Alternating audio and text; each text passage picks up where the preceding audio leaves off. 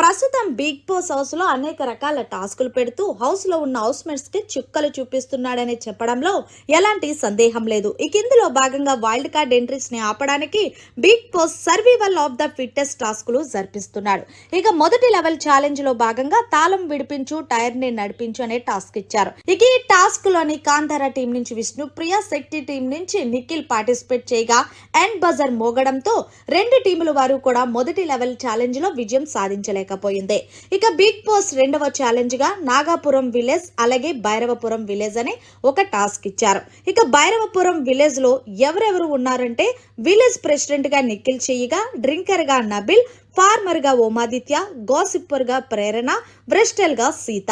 అలాగే నాగాపురం విలేజ్ నుంచి village president గా యష్మి, టూరిస్ట్ గైడ్ గా విష్ణుప్రియ, బాడీ గార్డ్ గా మణికంఠ, పాన్ షాప్ గా పృథ్వీ, ఫుడ్ సప్లైర్ గా నైనిక.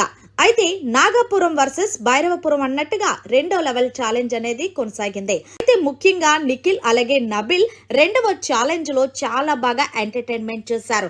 బిగ్ బాస్ వీళ్ళ ఎంటర్టైన్మెంట్ కి ఫిదా అయ్యారంటే ఆడియన్స్ పక్కా ఫిదా అవుతారు కదా.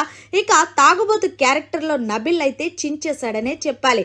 అంతేకాదు నిఖిల్ కూడా విలేజ్ ప్రెసిడెంట్ లో ఎక్కడా కూడా తగ్గేదేలా అన్నట్టు నాగాపురం విలేజ్ లో ఉన్న వాళ్ళని వేసుకున్నాడు. మొత్తానికి నాగాపురం వర్సెస్ భైరవపురం అని కొనసాగగా అందులో భైరవపురం విజయం సాధించింది రెండో లెవెల్ టాస్క్ లో. మరి మొత్తంగా నిఖిల్ ఏ టీమ్ లో ఉంటే ఆ టీం విజయం సాధిస్తదని చెప్పడంలో ఎలాంటి సందేహం లేదు.